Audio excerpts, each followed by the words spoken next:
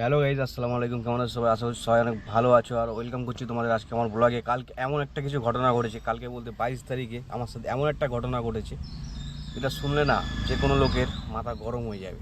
তো ঘটনাটা এমন হয়েছিল যে একটা প্যাসেঞ্জার নিয়ে আমি এয়ারপোর্ট থেকে আসি, ঠিক আছে। তো ওনার যা বিল হয়েছে, মানে ওনাকে যা দেখিয়েছে সেটাই দেবে, ঠিক আছে।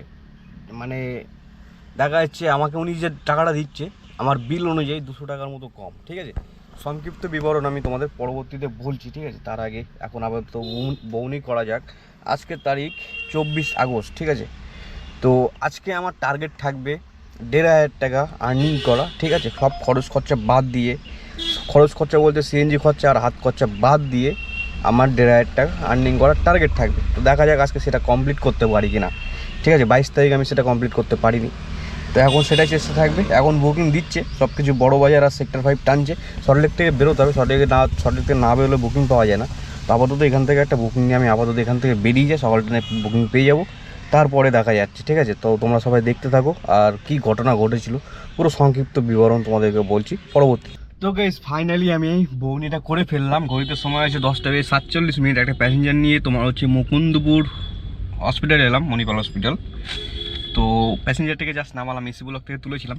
তো 381 টাকার ট্রিপ হয়েছে। তো এই যে মুকুন্দপুর, এটা কি অ্যাপোলো ক্লিনিক, ঠিক আছে। তো কাস্টমারটা এতটাই ভালো, উনি আমাকে বাঞ্ছারাম থেকে সিঙ্গাড়া, মানে উনি দাঁড়াতে বলেছিল যে মিষ্টির দোকানে, যে বাঞ্ছারামের ওখানে দাঁড়াও, আমি একটু মিষ্টি কিনবো। ঠিক আছে, ডাক্তারকে দেবে, ঠিক আছে। তো উনি আমার জন্য সিঙ্গাড়াও নিয়ে এলো, ঠিক আছে। বাঞ্ছারাম থেকে সিঙ্গাড়া একটা তো আমি অর্ধেক খেয়েও নিয়েছি। আর এটা উনি ওখান থেকে বলছে এটা খেয়ে নাও, এখানেই খেয়ে নাও। আমি বলছি না না স্যার, আপনাদের নামিয়ে দিই তারপরে খাবো। তো ফাইনালি বাঞ্ছারামের সিঙ্গাড়া খাচ্ছি, ঘি দিয়ে ভাজা। তো এরকম কিছু কাস্টমার হয়, আর কিছু কাস্টমার থাকে টাকা মেরে দেয়, ঠিক আছে, টাকা দিতে চায় না। সে গল্পটাও বলছি, আগে আমি খেয়ে নিই, ঠিক আছে। নরম হয়ে গেলে ভালো লাগবে না, খেয়ে তারপরে তোমাদের জানাচ্ছি। আর আমি মুকুন্দপুরে আছি, এখান থেকে রিটার্ন পাবো। তো আকাশটা কিন্তু প্রচুর মেঘলা, হয়তো বৃষ্টি হতে পারে, ঠিক আছে। আর এখান থেকে ভিউটা দেখো কত সুন্দর লাগছে, তাই না? মানে বলতে পারো এক কথায় ভীষণ সুন্দর ভিউ লাগছে। এখন খালি অপেক্ষা, এখানে দাঁড়াতেও পারবো কিনা আমি জানি না, ঠিক আছে, দাঁড়িয়ে। তো আমি মুকুন্দপুর থেকে একটা বুকিং নিয়ে সল্টলেকে, এখানে নার্স ট্রেনিং সেন্টার আছে, ঠিক আছে, মহকুমা হসপিটালের পাশে, বিধাননগর। তো ওনাকে নামালাম, জাস্ট নামিয়ে আমি ইউটার্ন নিয়ে এই পারে দাঁড়িয়ে আছি, ঠিক আছে। যে পিএনবি ওরিয়েন্টাল ব্যাংক ছিল, ওরিয়েন্টাল ব্যাংক হাউস, ঠিক আছে, সেখান থেকে হয়েছে পিএনবি, মানে অ্যাড হওয়ার পরে। আর বাইরে তখন বলছিলাম বৃষ্টি হবে, দেখো এখন বৃষ্টি হচ্ছে। ওখানে যখন ছিলাম তখনও বৃষ্টি হচ্ছিল মুকুন্দপুরে। তারপরে যখন প্যাসেঞ্জার নিয়ে চলে আসে তখন আবার বৃষ্টি থেমে গেছিলো, কিন্তু এই মুহূর্তে আবার হচ্ছে।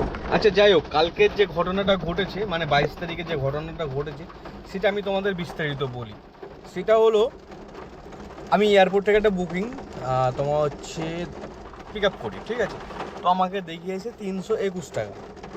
স্বাভাবিকভাবে এয়ারপোর্টের ট্রিপগুলো বেশি হয়, ঠিক আছে, মানে কোম্পানি বেশি কমিশন খায় কাস্টমারের থেকে, ঠিক আছে। আমাদের থেকে যেরকম আমাদের যেটা দেখাবে সেটাই তো দেবে, তাই না? বড় জোর 4-5 টাকা কি 10 টাকা বেশি দেবে। তো এয়ারপোর্ট থেকে বুকিংটা আমি যখন কনফার্ম করি তখন আমার দেখায় 321 টাকা। এবারে কাস্টমারকে পিক আপ করি, পিক আপ করার পরে ওনাকে এফডি ব্লকে নামাই, ঠিক আছে, সল্টলেক এফডি ব্লক। আমি সেটাও বলে দিচ্ছি, যথারীতি মহিলা ছিল, ভদ্র মহিলা, ওই জন্য আমি কিছু করিনি, ঠিক আছে, খারাপ ব্যবহার করিনি। নাহলে পুরুষ হলে আমি কি করতাম নিয়েও যাই না, ঠিক আছে। যাই হোক, তোমার হচ্ছে কাস্টমারটা সল্টলেক এফডি ব্লক, ওনার অ্যাপার্টমেন্টের নাম হচ্ছে একাবিংশ corporate housing society, Salt Lake sector 3 FD block. কাস্টমারের নাম দেবযানী, ঠিক আছে, কাস্টমারের নাম দেবযানী। আর একাবিংশ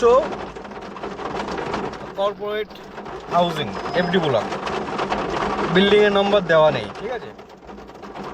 এই প্যাসেঞ্জার যখন আমি এনাকে নিয়ে ওনার লোকেশানে ড্রপ করি, ঠিক আছে, তখন উনি টাকা দিয়ে না 550 টাকা আমার হাতে দিয়ে উনি ফটফট করে নেমে যাওয়ার চেষ্টা করছে, ঠিক আছে।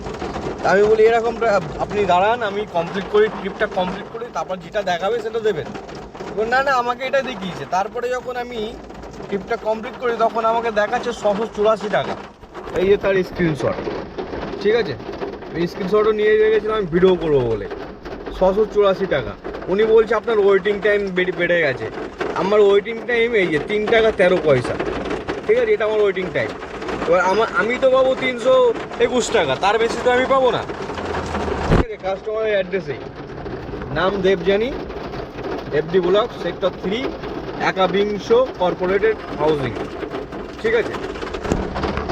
তো উনি আমাকে 550 টাকা দিয়ে কেটে পড়ার চেষ্টা করছে, উনি চলেও গেছে, ঠিক আছে। মেয়ে ছেলে, আমি রাতের বেলা মেয়ে ছেলের সাথে তর্ক কীভাবে করবো, ঠিক আছে। এবার অন্ধকার, আমি ক্যামেরাটা অন করলে মুখ টুক বোঝা যাবে না, তারপরে মেয়ে ছেলের সাথে দাদাগিরিও করা যায় না।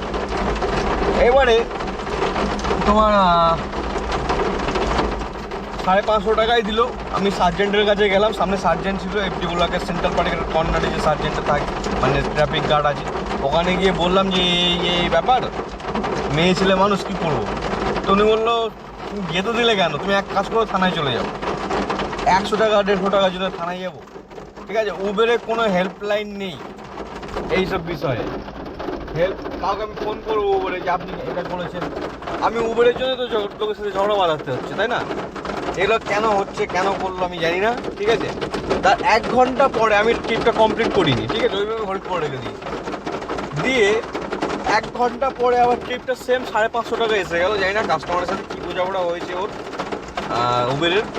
দিয়ে তারপরে আবার যে টাকাটা দিয়েছিল আমাকে, সেই টাকায় ডিলটা কমপ্লিট, মানে ওই টাকায় দেখাচ্ছে পরে, ঠিক আছে। তার মানে এরকম করে হ্যারেস করার কি মানে, 384 টাকা, তার মানে আমি পাবো কত, 321 টাকা।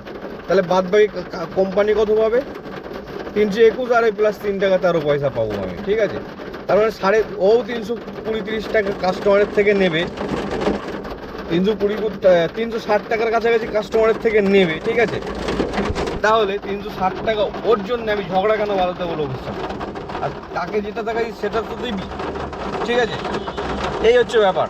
তো এইরকম অভিজ্ঞতা আমার প্রথমবার ঘটলো, কাস্টমার টাকা হাতে রেখে চলে যাচ্ছে, মানে ওনাকে যা দেখিয়েছি উনি সেটাই দেবে, এক্সট্রা টাকা দেবে না, ঠিক আছে। এরকম অনেক ঘটনা ঘটে যায়। তো তোমাদের সাথে এরকম ঘটনা ঘটেছে কিনা আমাকে জানাতে পারো। প্রথমবার এরকম আমি একটা সমস্যার সম্মুখীন হলাম, ঠিক আছে। মানে আমরা কি দেখি, আমরা যেটা ট্রিপ এন্ড করার পরে যে বিলটা হয় সেটাই কাস্টমারের থেকে নিই। এবার এর মধ্যে কোম্পানির যা কমিশন আছে সেটা কোম্পানি কাটে, বাদ বাকিটা আমাদের যে ব্যালেন্সটা দেখায় সেটা আমাদের থেকে যায়, ঠিক আছে। তো এর বিষয়টা আমি বুঝলাম না, লোকের সাথে বেকার ঝামেলা করা, ঠিক আছে। এখন দেখি তোমার বুকিং কোথায় পাই, প্রায় হতেই চললো। আর তোমার হচ্ছে একটা বুকিংয়ের অপেক্ষা করতে করতে সকাল থেকে সন্ধ্যা হয়ে গেল, একটাও ভালো বুকিং পেলাম না। মানে তোমার বারাসাতগামী সিএনজি করতে হবে, তো বারাসাতগামী একটাও বুকিং পেলাম না, ঠিক আছে। তো আমি স্পেশালি চাই বারাসাতের দিক দিয়ে সিএনজি ভরে তারপরে ওদিক থেকে একটা বুকিং নিয়ে আসি, ঠিক আছে। ওদিকে একটু অল্প লাইন লাগে, এদিকে তুলনায় এই আর কি। তো অনেকক্ষণ হয়ে গেছে বুকিংই পাচ্ছি না, তো ভাবছি সেক্টর 5 চলে যায়, সেক্টর 5 গিয়ে একটা বুকিং নিয়ে, সেক্টর 5 গেলে পাওয়া যাবে, ঠিক আছে। এখন ছুটির টাইম হতে গেল, 4:30 বাজতে যায়, তো ভাবছি সেক্টর 5 চলে যায়। কী বলো তোমরা? গরমও লাগছে সেই পরিমাণে।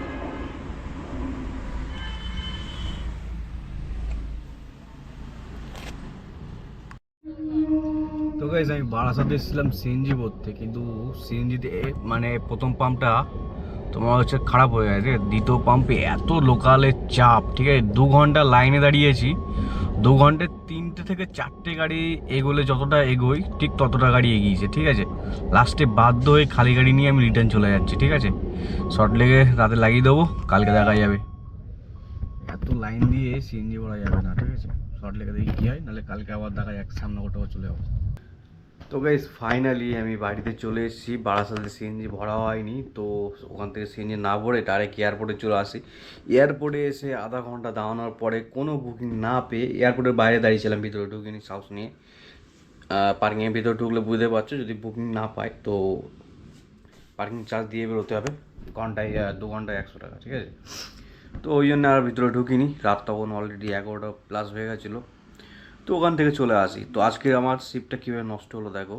আমি বারাসাতের বুকিং ধরার জন্যে আমি 4টে থেকে 5টা অবধি পুরো বসে, খালি বুকিং কিন্তু ভক্ষম দিচ্ছে, ঠিক আছে। তো আমার হচ্ছে প্রচুর বুকিং ছিল, রেটও ভালো ছিল। আমি খালি বারাসাত সিএনজি ভরতে হবে, যাতে আমার সিএনজি কম আছে। তো আমি বারাসাত যাওয়ার জন্যে বুকিং ধরিনি। এখন বারাসাত পেয়েছি, তারপরে বুকিংটা ধরেছি, দিয়ে দিয়ে বারাসাতে গেছি। 2 ঘন্টা লেগেছে আমার সন্ধ্যের টাইমে বারাসাত যেতে। এবার ওখানে গিয়ে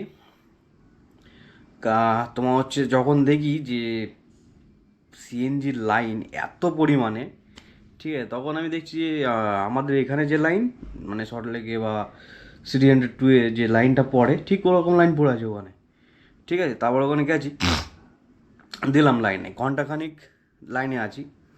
ঘন্টাখানিক দাঁড়ানোর পরে দেখছি 3-4টে গাড়ির মতো পজিশন, মানে 4টে গাড়ির মতো গাড়ি এগিয়েছে। আর বাদ বাকি যা সব লোকাল, ঠিক আছে, সব লোকাল। মানে ওদের 5টা 6টা গাড়ি, আর যারা লাইন দিয়েছে বাইরে থেকে গিয়ে তাদের একটা গাড়ি। ঠিক আছে, এরকম একটা বিষয়। তো আমি ফাইনালি ডিসাইড করলাম যে এখানে নেওয়া যাবে না। সিএনজি কম ছিল, তো ওর পাশে আর একটা পাম্প আছে, দত্তপুকুর বাজার ক্রস করার পরে একটা পাম্প পাওয়া যায়, সেটাও ওএইচপি। তো ওখানে ফোন করলাম, ফোন করে বললাম যে আপনাদের এখানে গ্যাস আছে অ্যাভেলেবেল? উনি বললো হ্যাঁ আছে। তো ওখানে গেলাম, ওদের আবার প্রেসারের মেশিন নেই, ঠিক আছে। তো ওখানে গেলাম, ওখানে নজলে কেউ নেই, ডাইরেক্ট নজলে গাড়িটা ঢুকিয়ে দিলাম।